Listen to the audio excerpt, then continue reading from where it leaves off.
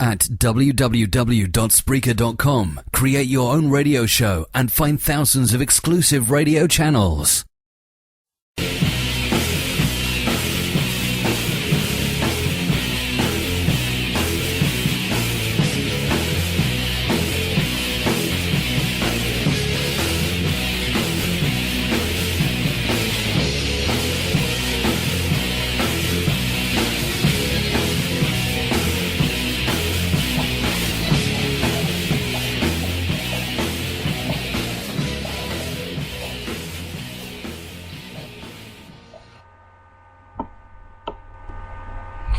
Evening guys, and we're live with tonight's wrestling show with tonight's special guest Ollie Flanagan making his second appearance.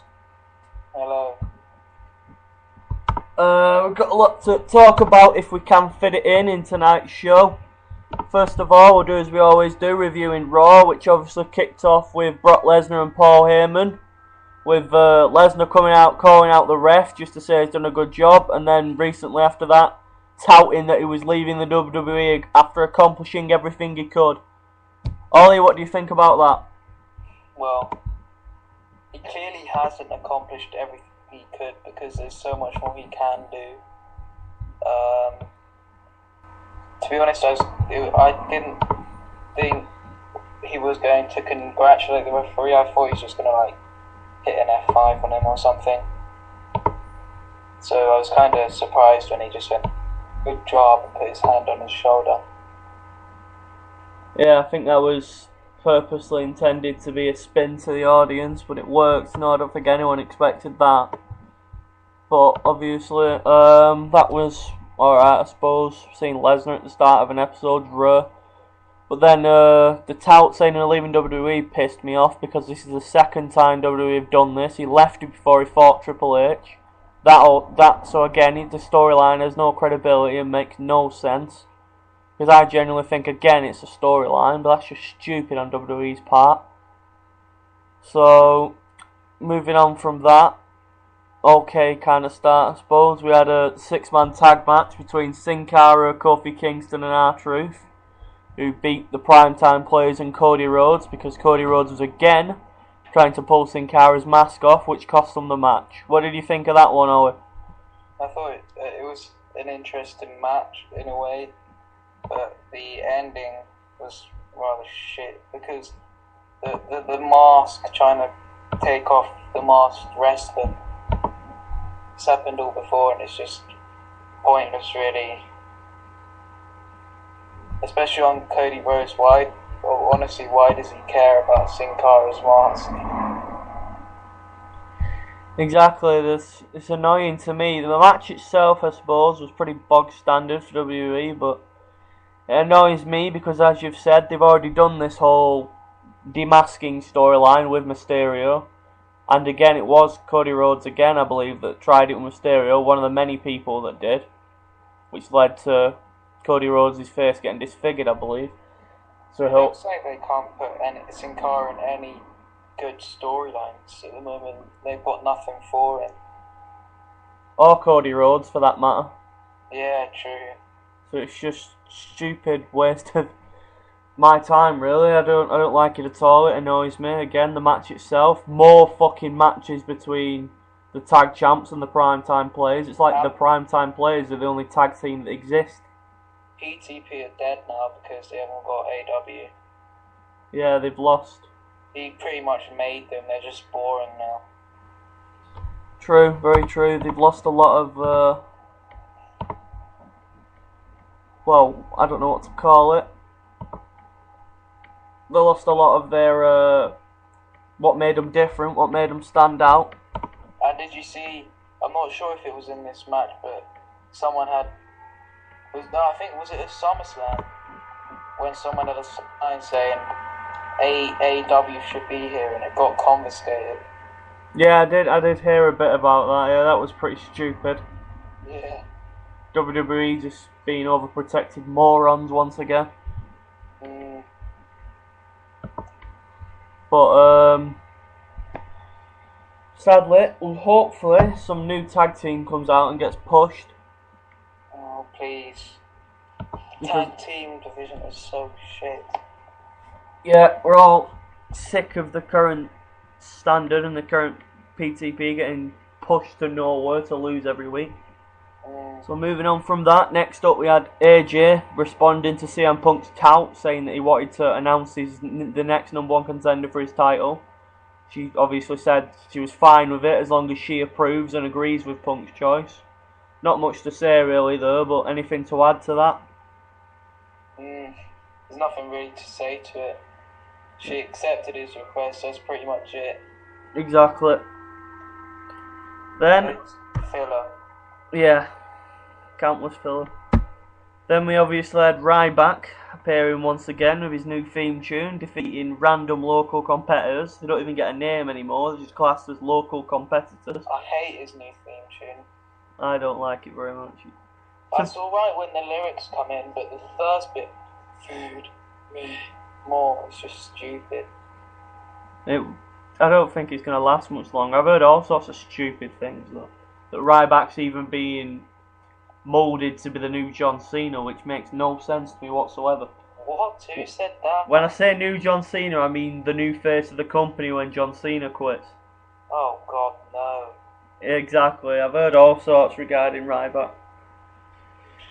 I'm not too sure how long he's going to stay, but obviously, to add to that, we also had Jinder Mahal interfering at the end and getting the Cobra Clutch on Ryback, but Ryback obviously overpowering him, and he ran off, and before Ryback slammed the two competitors once again. So obviously Ryback won by DQ. What did you think of that match then? Same old really. There's nothing different in any of his squash matches. I prefer to see this whole Jinder Mahal thing's a bit shit. I don't like the storyline. You see, if they're gonna try and give Ryback a challenge, they should at least do it with a decent competitor, not Jinder Mahal, who is just... I can't even describe him, I just don't like him. There's nothing charismatic about him. He doesn't get any crowd reaction really, and it's the stupid thing that he does with his turban just pisses me off. Yeah, Jinder Mahal ain't exactly the most popular competitor, that's for sure. And it is pretty stupid having him doing the whole thing with Ryback. I don't understand the storyline, to be honest. Considering Ryback's now clearly a show competitor, and fucking Jinder Mahal's basically on NXT. Yeah. But WWE keep doing it. I wish they just listen to what the freaking fans have to say, and not take their heads out of their own asses and stop thinking they're gods, and just at least do a poll or something and let us say what we want to have. Well, otherwise it's just going to keep going to the shits. I suppose that's what Raw Active is, to be honest. But to my knowledge, there wasn't anything on Raw Active this week, was there? No, and it's rigged, so... Raw Active, half of the time, Raw Active is rigged. So... Yeah, we all know that. Worthless. But that's the intent of it, to be honest. That's what it's meant to be there for. But moving on from that, we had quite a shocking announcement, really, because it was good in a way, but not, if you understand what I mean. Where we had AJ Lee announcing Chris Jericho will face Dolph Ziggler in a SummerSlam rematch. Obviously, Jericho's contract versus Ziggler's Money in the Bank contract. Just a way of writing Ziggler off television. But what did you think of that announcement? I think that was very good. I thought that was... Well, I can't really say it was a surprise because I already knew about the whole Jericho leaving, stuff like that. But the way the way WWE did it was quite interesting, and I liked the actual stipulation of the match. Yeah, I was a bit surprised about it because I thought Jericho's last match would be SummerSlam. I thought that would be it. I didn't think they'd do something like this, like where they just bring him on Raw for the last time to have a match like that. But The announcement, I suppose, was good. It was different. I've not seen something like that in a bit. I liked it. Yeah. So I'm happy with that. That's something I'll give a thumbs up to. Then moving on from that, we had Randy Orton against Alberto Del Rio with Sheamus at ringside. Sheamus obviously assisting the ref in spotting that Orton's foot was on the rope during a pin attempt from Del Rio, which led to Orton hitting the the RKO for the win. What did you think about that match? I'm not going to be interested in any Orton matches until he has a heel turn, to be honest. Well, you're going to be waiting a long time. I'm not interested in ADR until he gets out of the World Heavyweight Championship picture, to be honest. Well, on both counts, you're going to be waiting a hell of a long time, to be honest with you, Ollie. And as I said before, WWE don't give a shit about our opinions. Well, obviously not much to that match. It was stupid how they made Sheamus win, but we'll talk at SummerSlam, but we'll talk more about that later. Obviously, again, it's just a bit of stupid fucking chemistry between Sheamus and Del Rio. Then on to some talking about stupid things, we had something else. Damien Sandow defeated Brodus Clay, but Brodus Clay obviously got the last laugh on Sandow. What do you think about that?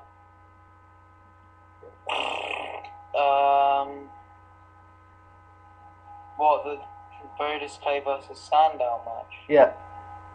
It's a storyline that I honestly have no interest in, to be honest. But I guess it was alright. I'm not just going to slay WWE the whole way throughout this video. Not video, I mean the radio show, but just what they're doing at the moment does not interest me at all. A lot of people agree with you though. I personally am bored to death of Brodus Clay, but I don't mind Damien Sandow. I like the fact that he's fucking beating Brodus Clay. I don't mind Damien Sandow. But other than that, it's a pretty poor storyline. Nothing much to it other than two mid-carders, if mid-carders at that, just getting matches. Then we had what I thought was quite an amazing segment. It was quite believable and real. It was heartfelt and everything like that. We had Shawn Michaels addressing the WWE Universe regarding Triple H, obviously, whether he'd wrestled his last match and that after the way he left SummerSlam. But what did you think of that, Ollie? Anything that has Shawn Michaels in it would be interesting to me, to be honest, because he's such a legend. Yeah, I thought that was alright. I liked his honest, the way they made him seem really honest about it and stuff like that. Like, he's not going to be like, oh, Triple H, he never backs down, he's always going to come back fighting. He actually was, like, honest and said that he might not come back and wrestle again. Unless I'm wrong here and he did say that Triple H will wrestle again. I can't completely remember, sorry. No, you're completely right. He didn't clear it up, but he said if it was time for Triple H to retire, that he owed the WWE no more. He'd done everything he possibly could, and it was the right time. Stuff like that, basically just making us think that he'd retired, but we don't know for definite. His ego's too big for him to retire, yeah. Well, who else could he bury on the WWE roster then? I don't know. I just see a rematch against Lesnar on the horizon, to be honest. It's a possibility, but it'd annoy me if they did that. Yeah. There we go. That's WWE for you. I'm gonna resist from slating WWE. Hey, speak your mind. I don't mind. That's what the radio's for. Slate all you want. Anyway, I actually enjoyed that quite a lot, so thumbs up again. Second thumbs up of the night from me. Then we had Big Show beating David Otunga in pretty much a squash match, because obviously Otunga returned over the night as Matt Striker was talking to AJ about CM Punk's tout. Otunga returned and offered his services to General Manager, but Otunga uttered the word crazy during his pitch, which obviously, you know, when that's mentioned near AJ, she goes sick at the moment. So she made him in a stupid match with Big Show. But what did you think about that? Not enjoying the whole everyone of trying to be a GM's assistance at the moment. It's honest, uninteresting, and if they're going to try and get the GMs involved more, at least make them rivals. Like I know it won't happen, but I just really want to see a brand war again. Well, Actual point in SmackDown and Raw. At the moment, it's just SmackDown is full of pointless matches and no storylines, while Raw is everything. Just Raw has everything on it. yeah, that's very true. A lot of people agree with you there.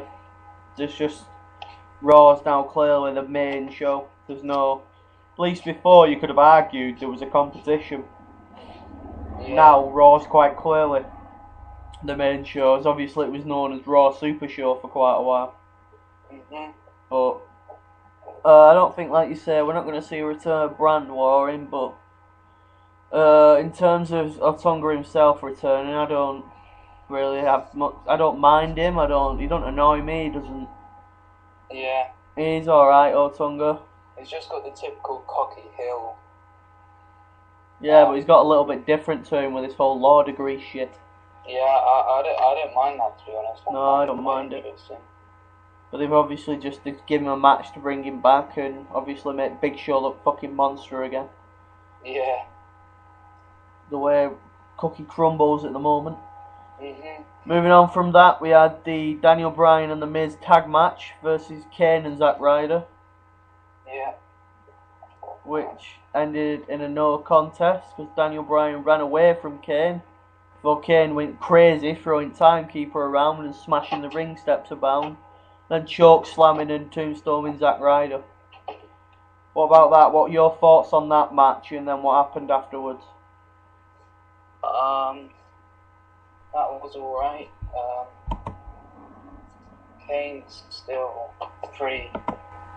I'd like the whole fact that Kane's getting really angry at everything. I think it's quite interesting. I can see how it all pans out in the end. But otherwise, yeah, it was alright. Nothing really special about it, but nothing too bad about it.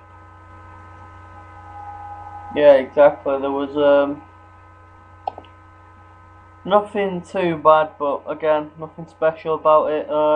Again, I suppose it was an alright way to turn turn Kane back heel, I suppose. Obviously, him on the Destruction Warpath again after we saw him go crazy at SummerSlam after he lost. Yeah. That wasn't bad, I suppose. I like a bit of that. Daniel Bryan's just, I don't even know. I think he's taking a step backwards, to be honest. After his World Heavyweight Championship reign, he's definitely going in the wrong direction now, in my opinion. Yeah. And then The Miz losing once again. Just again throwing the Intercontinental Champion in there. They don't know how to give the titles credibility in the WWE. Pardon? They don't know how to give the champions credibility. They always make the champions, like the Intercontinental and USA, lose. Yeah. So that's just silly. That's pretty much all there is to say on that match, really. Pardon? That's pretty much all there is to say on that match, really. Yeah. Not much else to say. So moving on from that, there was, just to mention, AJ posted on Twitter that starting next week she's decided to help Daniel Bryan with his anger issues by sending him to anger management therapy classes. So it'd be stupid and weird to see what they do with that. Do you have any ideas to what that'll mean? Pardon? Do you have any ideas to what they'll mean about AJ sending Daniel Bryan to anger management? Pardon? Can you not hear me at all? Pardon? It's cracking a bit, the Skype. Can't be having this, can we? Can you hear me better now? Yeah, it's alright. Did you hear what I just said about AJ's tweet? Nah, sorry. AJ posted on Twitter that starting next week she's decided to help Daniel Bryan with his anger issues by sending him to anger management therapy classes. Okay. What do you think she could mean by that? More stuff with Kane, to be honest.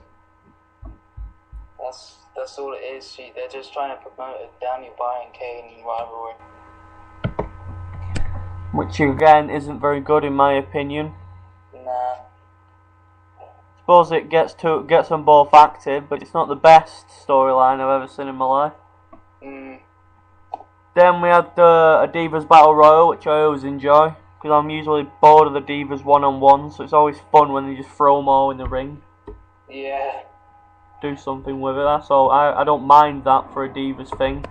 Obviously we had Caitlyn winning that to become the #1 contender to Layla's Divas Championship after shock eliminating Eve. Any thoughts on that match? It's Divas. I've pretty much not got no interest in it, to be honest.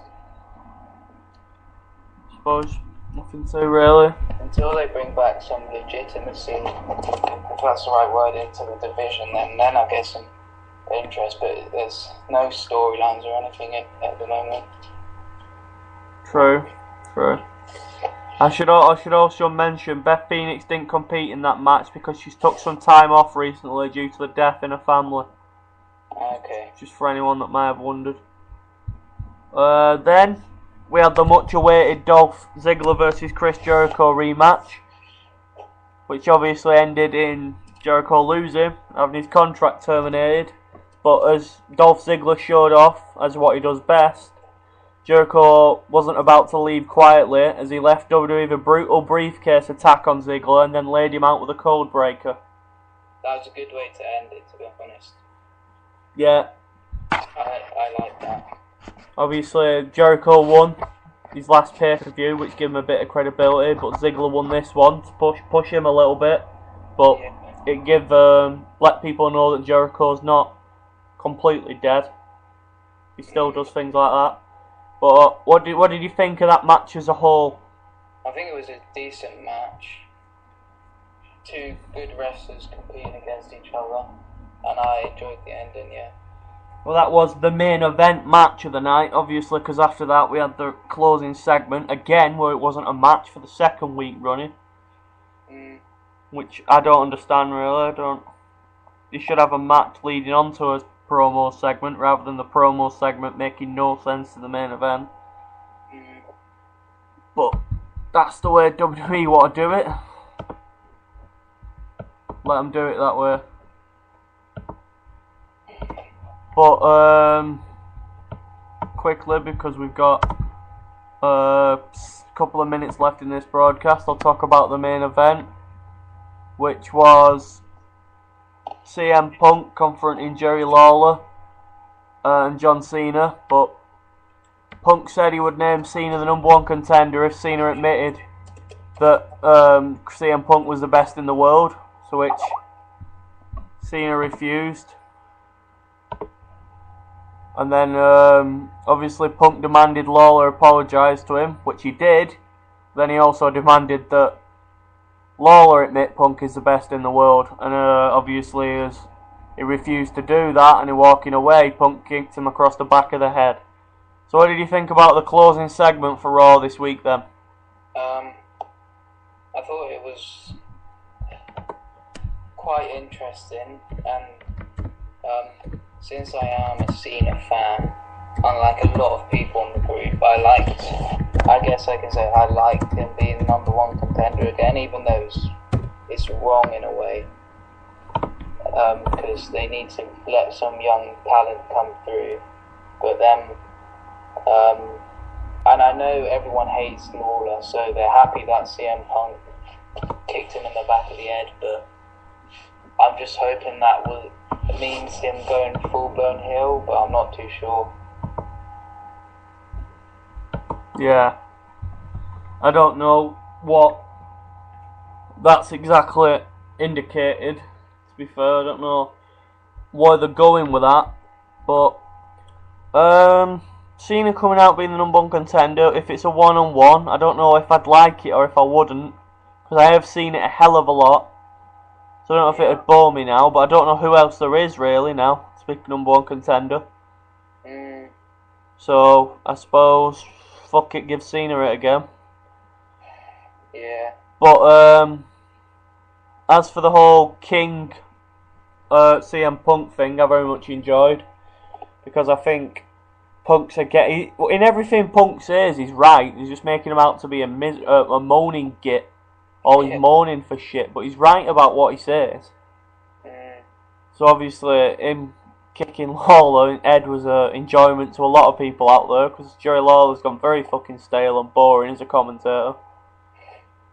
He's had his time now in WWE. I think he should move on and to bring someone new in, but that ain't gonna happen, I don't think. I think when CM Punk hangs off his boots, he'd make a great commentator. Yeah, I've said that in the past. I think he does want to retire in a couple of years, CM Punk as well. Really? I've heard so.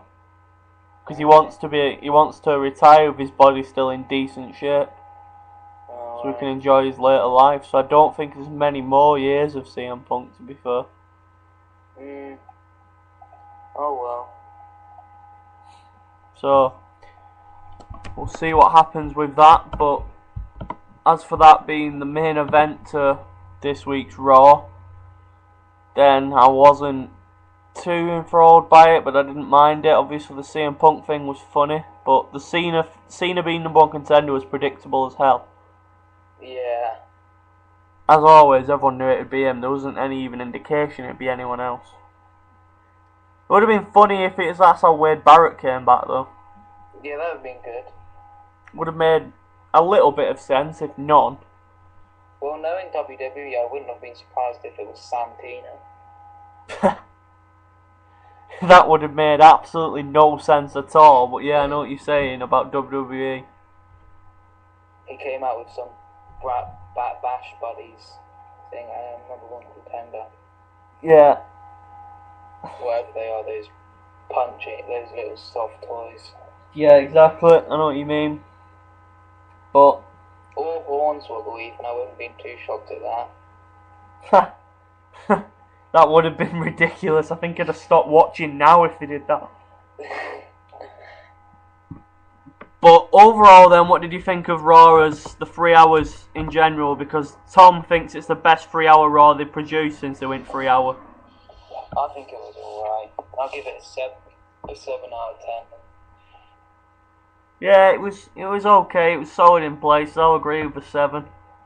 So yeah, we agree with you, Tom. Tom Phipson, for those that don't know who Tom is a regular listener, and he also does the other shows with me. Obviously, he'll be doing, well, both will be. Aldi will also be doing the football one Football Saturday with me tomorrow.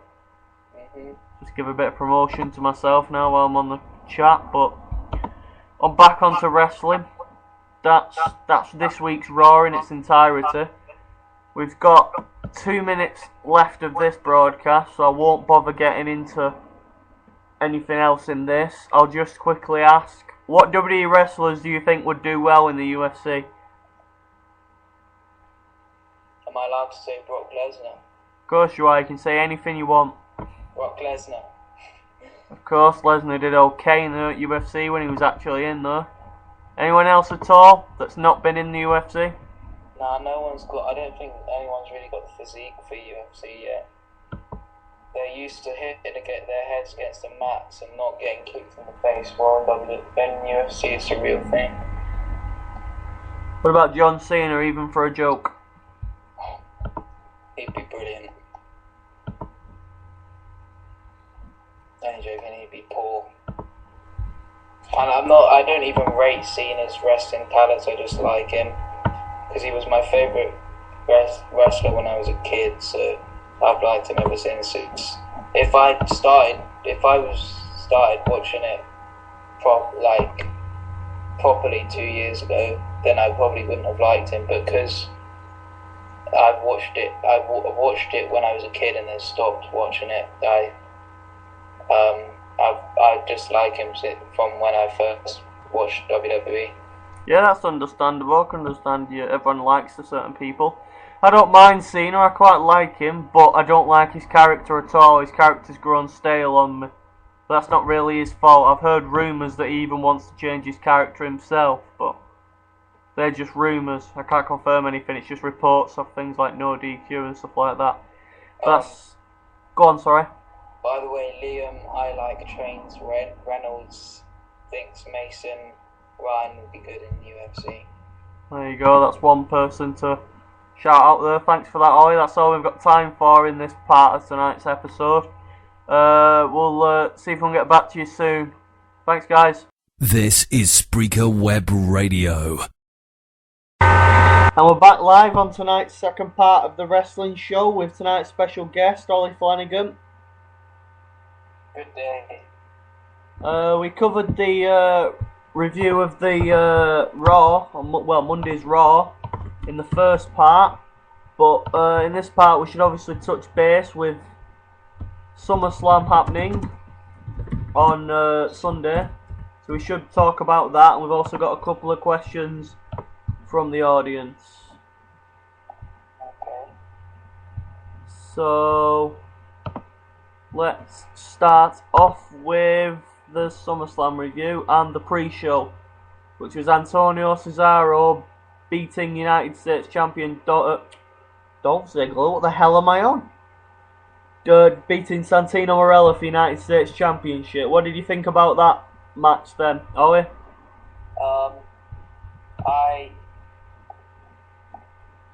It was good. Well, I can't say it was a good match. I had Santino in it. For a pre-show, it was alright, to be honest. You're not going to expect too much in a pre-show. And I remember speaking to Tom on Facebook about it, and he went mental when Cesaro won. That's quite funny. That's true. But I think a lot of people are happy that Cesaro won, to be honest. yeah, I'm very happy myself that he's won, because it was about time Santino finally dropped that belt. It's been stupid having him as it for so long, especially, but I was quite happy to know that he finally won and that his reign of terror is over. There's rumours going around that Cesaro might change it to the European Championship there. Yeah, there's rumours of that as well, yeah. Don't think that's going to happen though, to be fair. But it'd be different, it'd be interesting, I'd like it. It'd be something good, it'd give a big push to Cesaro if such a thing would happen, because he'd got a lot of heat from that, I should imagine. But hopefully he can bring some credibility back to that belt, do something with it. And plus he has Xana who's fit. Yeah, it's always a benefit. He has a attractive valet in his corner. So we'll see what reign he has. Whether Santino will get a defence, which he should get a rematch anyway, but I'm surprised PG WWE let them kiss in the ring. yeah, I think that's just allowed by WWE at the moment. I also Nothing saw much some more. tongues in there. They're pushing the marker there. You really was looking at that, weren't you? It's Aksana, mate. What do you expect? True. But yeah, we had them kiss, but obviously Cesaro won by a distraction from Aksana. Manager help again. But the way that's ended was stupid, though. Santino having to pull the Cobra back from looking at Aksana. Come on. I know. That was just so childish, wasn't it? How PG do you want to get? That's like you. That's not PG. Exactly. I'm so glad that was the pre-show as well. Yeah. That would have tainted SummerSlam. Moving on, we had the first match on the SummerSlam card, which was, very surprisingly and annoyingly to me, Chris Jericho defeating Dolph Ziggler. Why that was first, I have no idea. Exactly that. A good pay-per-view to me should slowly warm the crowd up. This should have been near the end of the night, but instead they have this before the shite tag team match. Yeah. It was completely booked wrong in my opinion, SummerSlam, and it really made it a lot worse for me. But as a match itself, what did you think it was like? It was a good match. Two talented wrestlers went at it, so yeah, it was good. And I like liked how Jericho won because he had to basically. Yeah, I kind of enjoyed it, but I guess I would have enjoyed it more if it was later on in the night. Yeah, that's true, but obviously the argument is it heated the crowd up immediately and set the tone for a good pay-per-view, but There was the crowd wasn't heated for it, so they were bound to enjoy it less. yeah, exactly. That's the opposite argument to it. But all very valid and reasonable arguments for and for it. But then after that, we had Daniel Bryan defeating Kane. That for me wasn't the greatest match, I suppose. It was alright, but that's something I would have expected on a Raw show. Yeah. What did you think about it? How did he win it again? Daniel Bryan snuck, I think, if I remember it correctly, he got snuck a pinfall or something like a roll-up. Didn't he slap Kane in the face or something like that? Oh yeah. I must admit I wasn't paying a lot of attention to this match because I didn't expect a lot from it. Sorry, what were you going to say? No, I just said I wasn't paying much attention to it either. Oh yeah, there we go. Great review there. But yeah, neither of us can conjure much up about that. But as I say, alright, I suppose. Decent pay-per-view match. Nothing special. Small storyline. Then we had The Miz defeating Rey Mysterio in the Intercontinental Championship match. What are your thoughts on that one? That was alright. I'm surprised they put Mysterio in that match there. Because I thought he was going to wait is a bit longer to be title, so he was on a bit of a high, but because is he getting a push? I'm not too sure. I guess he is, but they shouldn't put him in a title match straight away after he's returned and make him lose. They want to make him look strong since he returned, I guess. Yeah, obviously The Miz returned quite recently as well. Yeah. I don't know. I think Miz is good as a mid-card title holder, but I think Rey Mysterio should be pushing the main events more. Well, WWE have said that any push he's getting now will result in the USA or the Intercontinental Championship. Why? I have no idea, but that's apparently... They've made it out that Mysterio himself has said that, but I'm telling you now, it's WWE have told him to say that. Why on earth would Mysterio say that? They honestly must think we're retarded, to be honest.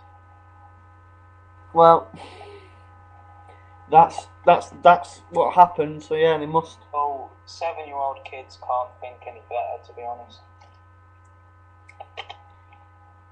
I guess they just need someone more... I guess they're trying to give the mid-title belts more credibility by giving a former big name like that chances. Because you've got to remember, Miz was WWE champion not long ago. Yeah. So I think the USA's obviously been given to a new young talent, and the Intercontinental's been given to a former main eventer. Do you know what's happening with Jack Swagger? Is he just... Are they just going to kill him? Kill him off and release him? I have no idea what they're doing with him currently, but it seems something like that, yeah. Wasted talent. Pushed too quickly, sadly. Yeah. But it happens. But his mic skills are atrocious. Exactly. So, that's possibly why. That's I was about to say, that's why he's not going to be a champion, because he just can't talk on the mic. Which is it's a bit sad for him, seeing he has a list, but that's affected his title and stuff like that. Yes. I hope he comes back into some form of decent role. But it doesn't seem to be anytime soon. It seems to have buried him, to be honest, by making him job to people like Brodus Clay. Yeah. Hopefully we'll see him return prominently in the future. Possibly a new gimmick even, I don't know. I don't know what they want to do with that. Yeah, American. But in terms of the back onto SummerSlam, in terms of the Miz versus Mysterio, it were an alright match again. But I knew they'd make Miz win. Just again, it was a pay-per-view filler match. It was okay. Not much build storyline to it wise. Just maybe they're going to carry on with that soon after. Obviously, there was nothing about it on Monday's Raw, so I don't know what. What I noticed about SummerSlam though was it was basically Night of Champions without the Divas Championship. Pretty much. Every championship was defended, right? Apart from the Divas. That's the case on a lot of pay-per-views now, though, with WWE. Yeah, true. So, I don't know what they're going to pull out the hat for Night of Champions, but I hope it's something alright. Well, how long till it is? It 3 weeks? 16th of September, is it? Okay. I'm going to guess with 16th of September. But I know the TNA one, whatever pay-per-view, TNA, not Hardcore Justice. I do apologise, TNA, the next TNA pay-per-view, I can't remember off the top of my head, will be the week before, so that'll be the 9th of September, I think. Okay. I'll try and remember that, but I can't. Moving on from that, obviously we had the tag match, R-Truth and Kofi Kingston defeating Primetime Players for the championship once again. So the next two matches were obviously repetitive matches, but did you have any thoughts on the tag match? Nah, not really. Yeah. Didn't pay much attention to that, to be honest. I honestly don't think Kofi or R-Truth are very good. I think they're better as single competitors, to be honest. Especially Kofi. I really like Kofi, and I think he should get another mid-card title push or even a main event, but it won't happen. I didn't mind them at first as a tag team. I just think they should now put over a new young tag team, which I thought would be Primetime Players, but now I'm bored and sick of Primetime Players. Yeah. So I don't know what WWE are doing at the moment, to be honest. But I do know that they want longer title reigns, so that's why you're going to keep seeing the same defences every single week. Near enough. But hopefully someone like... I'd love to see the Usos, to be honest. I'd love to see more of them. Yeah, they could be alright. It's a shame, really. But as you say, we've not much really to say about that particular match. So moving on from that, we had the World Heavyweight Championship match again for the 100th time. What's something to say about this match is, though, it ended differently than usual. Sheamus basically did something naughty for a face. He hit Del Rio in the face with his own boot before getting the pinfall, and Del Rio's leg was on the rope, which pissed me off so fucking much because it now means that Del Rio will get another title shot. Oh, please. Which is just beyond a joke. He will do, because now Del Rio has the excuse that he weren't a fair match. Please, no. What did you think about it? I didn't even think about that. Him getting another title shot. That's pissed me off now. So expect to see Night of Champions with Del Rio shining once again in the World Heavyweight Championship match. Maybe this time he'll win, maybe he won't. Any match with Del Rio in I have no interest in, I'm just going to say that now.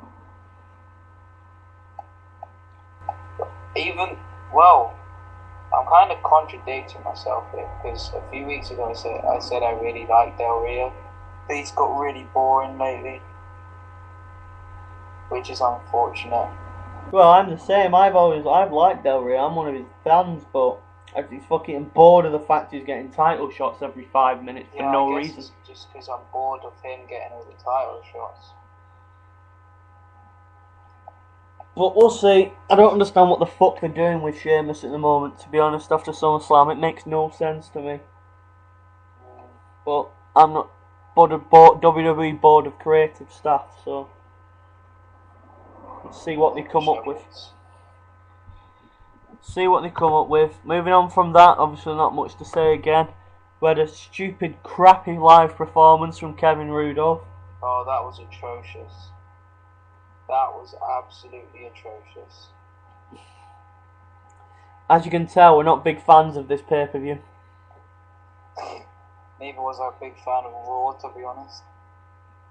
But sadly, that was a waste of fucking time and a joke. But I always knew it would come in because it's meant to be billed as the biggest party of the summer, so they have to have some kind of live dance performance. Wasn't it been like ages ago? They were saying Metallica might perform there. Yeah. Fozzy, but no, it was Kevin Rudolph. Exactly. We even had all the MILFs in the crowd trying to dance along, but they weren't even good-looking MILFs. I think did he lip sync it as well? Apparently, yeah, he did. It was so blatant. Overall, it was a car wreck, or a train wreck, even, of the segment. Oh God, Liam. Let's not get him started again, please. Well, yeah. But, yeah, that just involved all the divas dancing and fucking him singing. We even had people giving those a bird from the crowd, aka Fred Durst. Oh, God, that was crap like that. I laughed so hard at that. Piers Morgan making a random appearance which made no fucking sense whatsoever. Piers Morgan. God, WWE, sort it out. I'm actually raging on her about your crap performance on your pay-per-view. Piers Morgan often embarrasses me to be an Arsenal fan. It's alright, there's light at the end of the tunnel. I'm about to move on to things I've actually got positives about. Okay. By the way, apparently Fred Durst got kicked out for swearing at the camera. Nah, he didn't. Well, he said that he didn't get kicked out. He actually went to apologise to WWE officials. Why the fuck did he even do it, the dick? Exactly. What a fucking... Hit the middle finger and then just go straight apologise. What a mug. What an absolute fucking mug. Right, anyway, I don't know if this is entertainment to you lot, because I'm actually starting to fucking rage. Onto something that was more positive in my opinion, the triple threat match between Cena, Big Show and Punk. Now at the time I was raging ridiculously because I knew the minute they locked in that CM Punk locked in his submission, I knew for a minute they were going to do a double submission ending. So I predicted that. So at that point I was raging like mad about that. But thinking back, it was actually quite a good thing to do. It was different, it was a bit special, I liked it, it weren't bad. Did Big Show get eliminated from it? No, he then chokes. When the match was restarted, he then chokeslammed Cena and Punk, didn't he? Alright. But then, obviously, we had a load of crap again. Super Cena, I think he attitude adjusted Big Show in the end or something like that. But then Punk came in and just threw Cena out the ring and got the pinfall. Which was actually a good ending. I did like it. It wasn't bad at all. Nah. Thinking back, I did enjoy that as a main event. Everyone performed well and things like that. I was just ridiculously pissed off at what I'd seen before that match, which obviously made that match a bit of a letdown at live for me. But what did you think about it? Yeah, it was alright. Just alright, yeah? Yeah. They could do so much better with the WWE Championship there. What would you have them do to make it better then? Better storylines, better opponents, stuff like that. Anything else?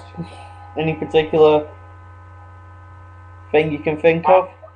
What? They ages ago. Did Miz say he was gonna start a King of the Ring thing? I have no idea, I'm afraid. I think that happened ages ago, and there was beat the clock matches, but I'm not too sure. And that suddenly gone away. I think WWE expects us to forgot about it, but I might be going insane and it never happened. I certainly have no knowledge of that, so I can't back you up. If someone could correct me on the page, Yeah, but I don't know why that suddenly came up. But I think they should do a beat the clock or something for the WWE Championship instead of doing, oh, Cena, you're my next opponent. Yeah, They should exactly. at least get more people involved in it. Yeah, that's a good idea. Something like that again would be fun. I should mention, Tom said it got him a retweet and a favourite by AW, also known as Brian Yessie. The Fred Durst incident.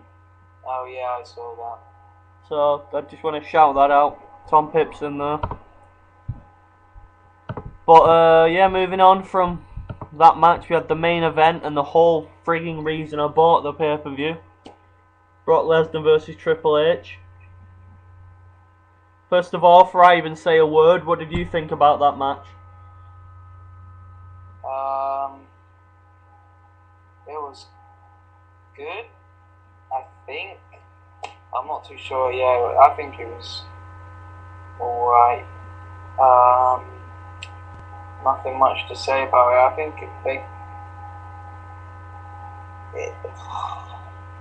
as I said, there's nothing much to say about it, to be honest.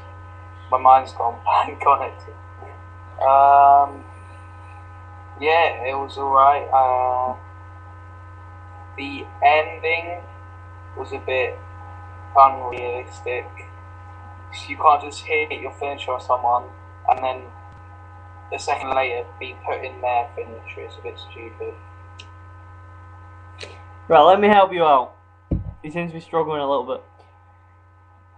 I obviously bought the pay-per-view previous for that match, but I didn't expect the shit before it to be as bad as it was.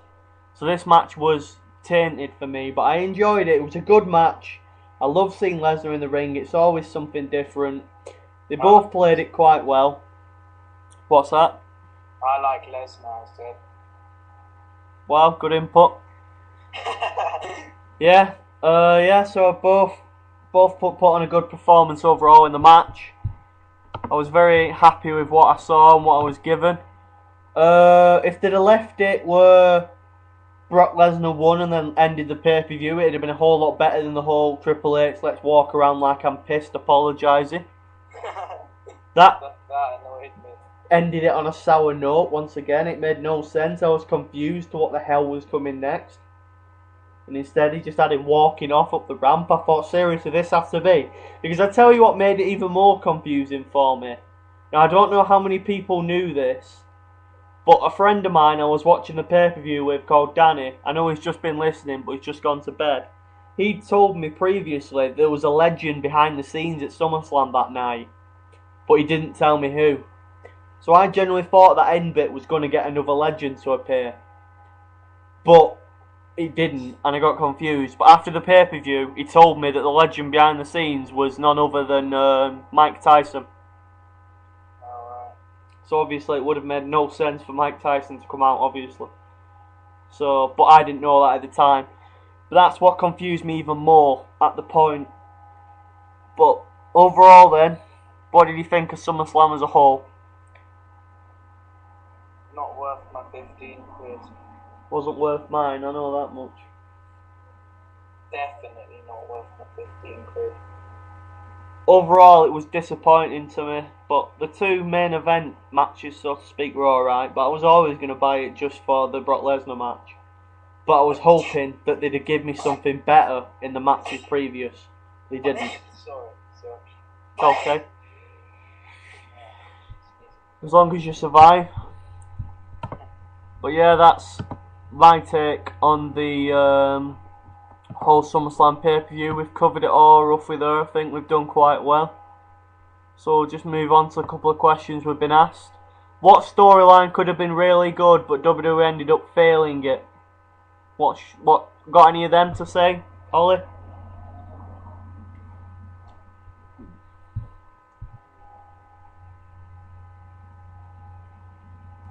They could make this the Brian Kane a lot better. Because at the moment they're kind of failing it. And the whole CM Punk wanting attention one is being a bit of a flop as well at the moment. since we don't know if he's heel or face, which actually isn't that bad, but it seems really cheesy. Yeah, there's a few really. I'm just trying to think of a good one for you. One that could have been better. They could have made John Cena actually fucking leave at the end of Extreme Rules for a couple of months instead of him picking up the mic and saying he's leaving, then appearing on Raw the next night. I suppose if you want to call that a storyline, that just springs to mind. This whole Brock Lesnar Triple H thing possibly could have been done a little bit better, but to be honest, there's not much more improvement you can do in what they did. As you said, CM Punk's storyline could be tweaked a little bit, as I seem to be getting the wrong impression about him. He seems to be looking like a miserable moaning git, and that's not what I want to see. Yeah. Such a good question, and we're stumped a little bit on that, but here's another one for you. If you could make a storyline, what would it be about? Big Show getting shot and killed. I didn't expect that at all. Seriously now. In a PG area, you can't have a storyline about a big giant dying. Have Vince McMahon get into his limo, and then his limo blow up, and then a week later, Benoit dies, so he does a press conference on it. That'd be brilliant. You dick. Do you remember that? Yeah. I was like, how old? I don't know. How many years ago was that? Quite a few since Benoit died now. I was a kid, like, I just noticed that straight away. How can they have a storyline where the guy dies, and then a week later... I don't think they expected Benoit to die though, so obviously storylining ended and they have to have the owner of the company come out and acknowledge it. Couldn't they have had someone else? Like Stephanie Man or someone do it?